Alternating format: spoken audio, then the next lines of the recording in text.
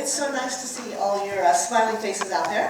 Patty and her son Daniel are for the first time doing a joint presentation. They tell me that they are nervous and excited to share their story. Patty and Dan were lucky to have a strong family that came together with humor and creativity to work through those tough times. And that culminated in founding a nonprofit organization which brings assistive dogs to children who are on the spectrum. Patty has her MA in Educational Psychology, and Dan his MFA from USC's School of the Cinematic Arts. Together, Patty and Dan are writing a book and producing a DVD, and this collaboration is going to be called Angels Aware. So please join me in welcoming Patty and Dan today.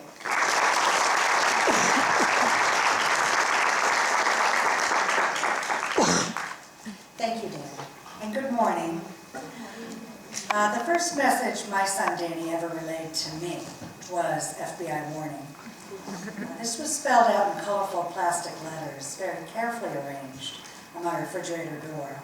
And I took this warning seriously, and it absolutely did stop my heart. This was the first time Danny had been able to successfully communicate a specific message to me since I had delivered him 2 years earlier. This FBI warning was clearly linked to the first sentence Danny eventually spoke to me, which was a phrase he had also borrowed from his precious videotape, Bambi. Out on a walk together, he suddenly looked up at me and said, "I think we better turn back now," which were also Thumper's words to indicate his knowledge of a darkening sky. This, coming from a child who had yet to put 2 words together on his own, was quite startling. And naturally, the label he soon acquired from the professionals we hired to try to sort out what to make of my surprising son was also shocking. PDD-NOS, and it took me, who was a researcher, about a half day to understand they could meant autism. Even today, this condition is mired in mystery that makes it hard to keep the labels straight. Asperger's is now out and spectral thinking is in. But a quarter century ago, when Dan was first diagnosed, children with autism were considered complete enigmas, entertaining to some and heartbreaking to others, but ultimately considered irrelevant in the grand scheme, and at a time when genetics was confused with character and nonconformity was not yet considered cool. And then came Danny. And it's only in retrospect that I see he started a chain of enlightenment inside me, as well as many others, that continues to open life up to what it could be. But at first, the shattering paradigms were excruciating, and I'm being honest when I say I barely survived the trip down the social stratosphere. In our culture, when Dan was born in the 80s, we were suffering from a refrigerator mother hangover, not yet convinced the mother was the root cause, but not yet believing she could be part of the cure. And for my part, as a young mother trying to sort all this out, I began to question the very concept of cure. What were we curing Dan of? Words matter. They can blame, they can support, and they can enlighten. And to me, the good news is that I think as a society, we are going in the right direction with both our words as well as our actions. Children with autism have never been better understood, even if we have a long way to go toward getting them their civil rights. The unemployment rate for adults with autism approaches 90%. And it took Dan over a year and no less than a dozen well-placed mentors and teachers to launch his career, which I am very, very happy to say is finally taking off. We're going to play you 3 video clips that Dan has edited. And the first is a short video he created to commemorate our journey by rail from LA to New Orleans when he graduated from the School of Cinematic Arts 2 years ago. And then Dan will stand up and say a few words.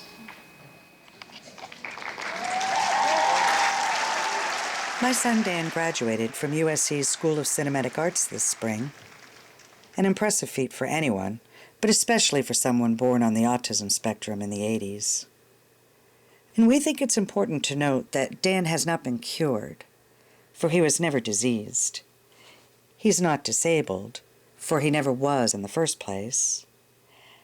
Danny was always unique, challenging, intelligent, interesting, and charming. And after this joyous moment, I wanted to gather up my newly minted son and tear-soaked husband and fly us all home in first class, where a very nice person would bring us beverages of our choice. But Dan wanted to take the train home, a concept that would leave me lugging my own bottled water to drink. And so, we compromised. At this moment in time, Dan was just hours past his walk and feeling just fine, thank you very much. I was feeling somewhat less than fine, truth be told. This is me, compromising. But the truth was, I found our train mesmerizing right from the start.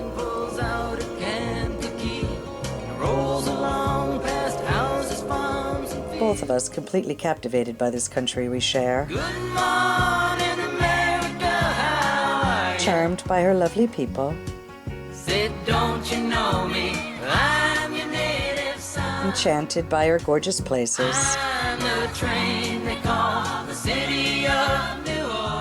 And when we got tired of feeling impressed, we just gave it all up to the rhythm of the rails. We stopped twice along the way, felt pretty goofy in Tucson at daybreak, then got rather pensive in midday Houston, confused about signs of both hope as well as despair.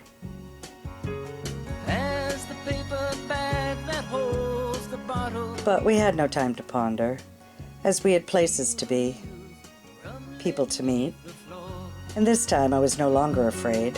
And the sons of Pullman Porters. All aboard! Okay, alrighty. Well, come on, listen to it. I now understood I'd do on the train what I've always done in my life. I don't want to make nobody rush. That's right. Make a few new friends, see a few new places, reconnect with those I love, and for once, finally have a bit of time to think about it all. Not too much time, though, for then we were in New Orleans, a city that'll keep you on the move. And a place I've wanted to share with Dan for a while now. A place that's familiar with both the pain of vulnerability as well as the pleasure of liberation. I'll be gone 500 miles when the day is done. I gave Dan no rose-colored glasses to see this city through, for New Orleans, like North Star, has faced her share of challenges.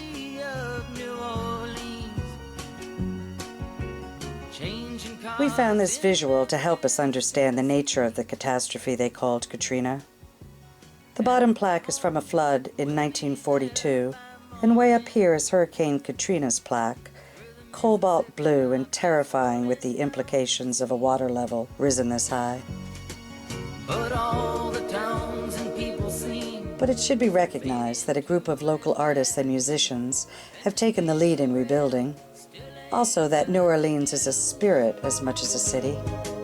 Here's a tree that was hit by lightning just weeks after the damaging strike. And here are some leftover beads from last month's Mardi Gras, which is more of a family-friendly event than Girls Gone Wild will have you believe. Then it was time to meet our own girl gone decidedly unwild, North Star's Lacey, and her boy, Jake. And after lunch, we did what we always do when we're together.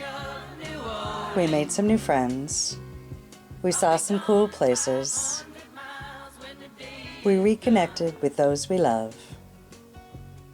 And as always, and whenever possible, we let the good times roll.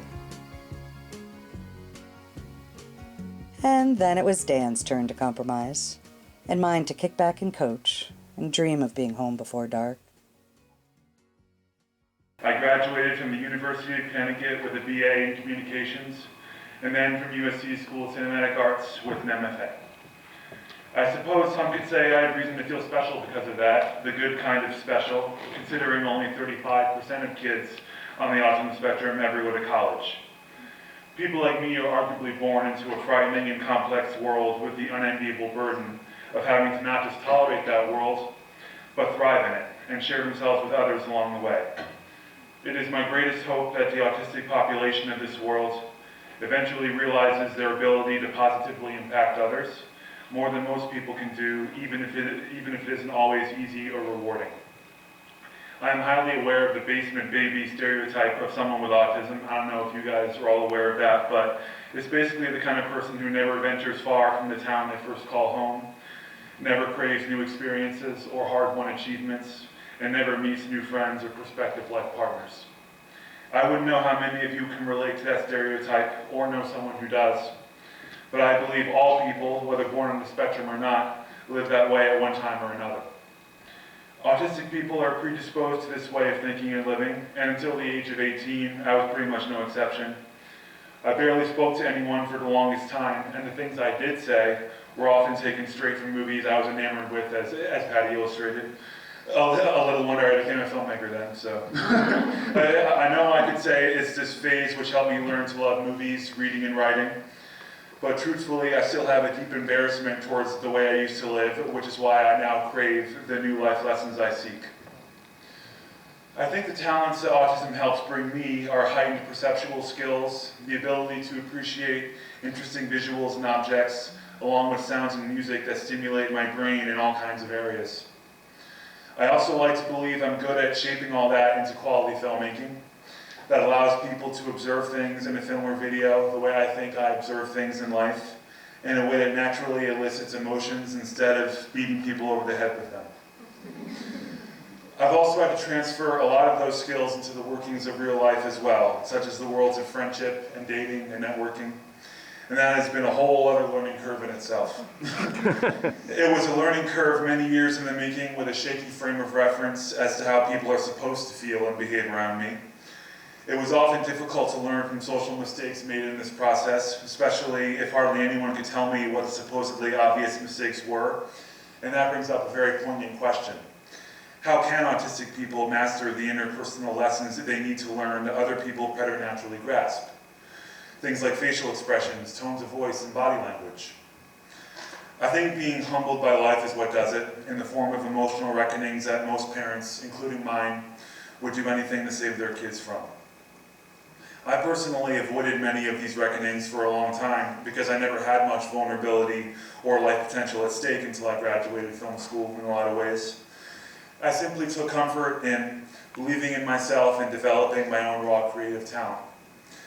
But I was never once immune to being terrified of what others think of me, and in some ways I still am, even now. Because I will always and forever be ill-equipped to read minds. For me, it's all about figuring out how best to motivate oneself to venture out into the world even once, let alone over and over again for many years.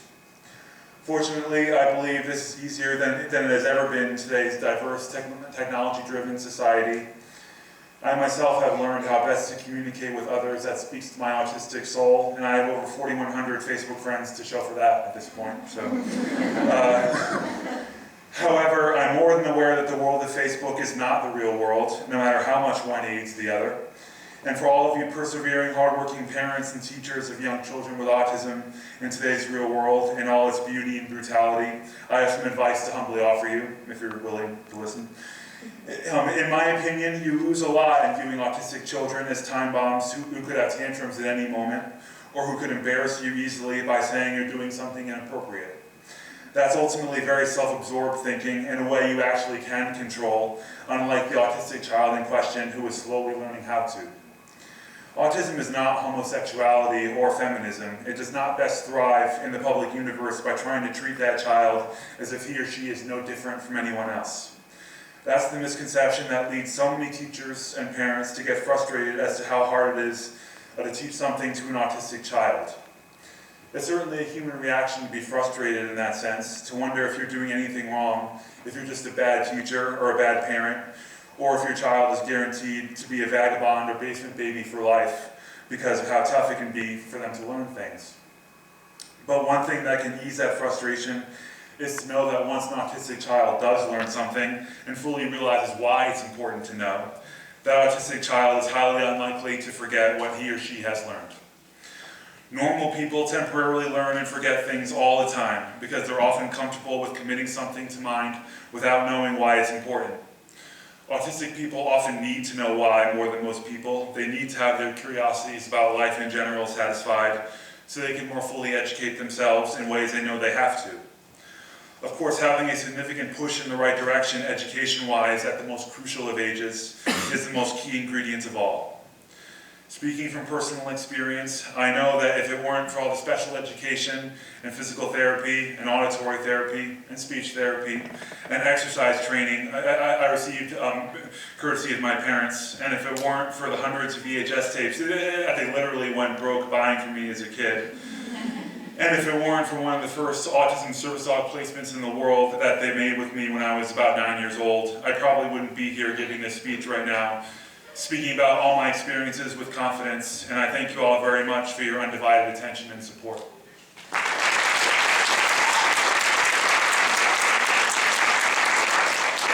And now I have a video I'd like to show you all. It's one of the first short films I directed while at USC Film School, and never really directed in the literal sense of the word.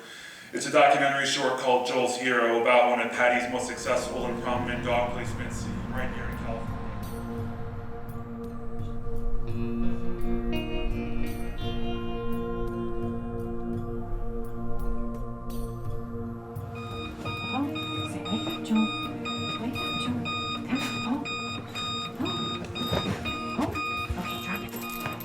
Joel is 12 years old now, and he has autism and learning disabilities. It seems that it's a disorder involving their social and communication skills. He used to wake up violently and not want to go to school, and now Hero wakes him up and he laughs and thinks it's funny. Here.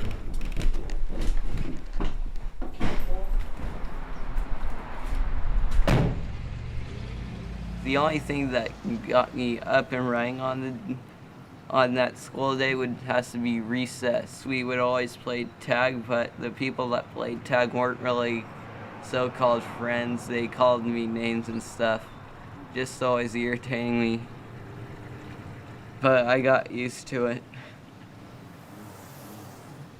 He doesn't know how to join another group of people, how to walk up to them and initiate that he wants to be part of the conversation or game.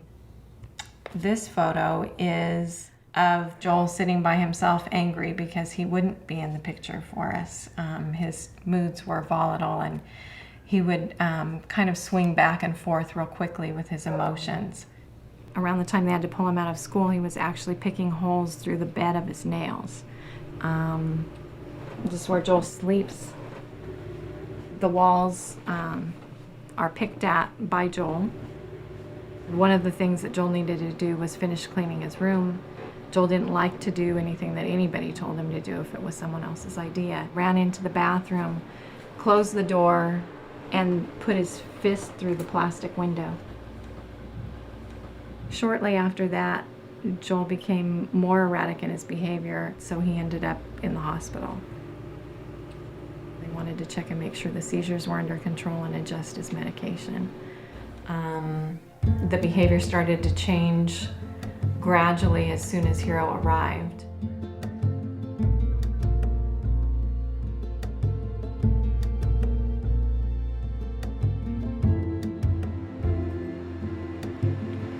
I was like, finally somebody that can understand me and stuff.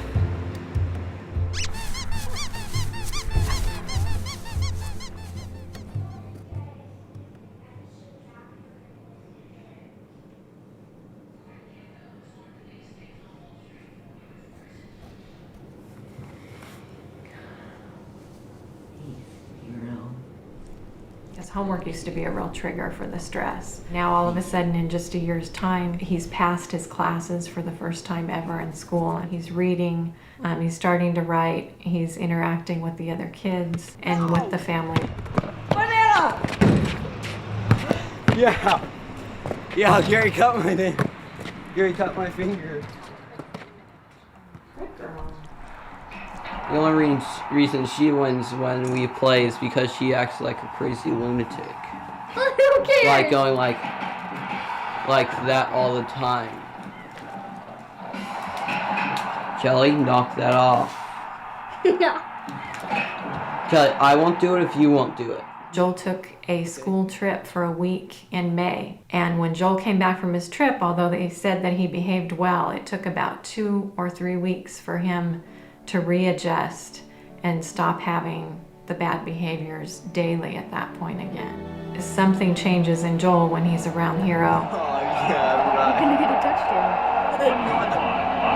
By being his friend and by being there for him and helping him not be stressed. Hero is creating an environment where he is able to make friends, is not sick all the time, isn't having seizures, no more asthma, things just start going away. But her primary role is so that he always knows that he has a friend, and he does, and by having her now, he has other human friends for the first time, so he feels like he has a real great future and hope ahead of him for the first time. I knew I'd come into the most popular guy on the planet. I knew I qualified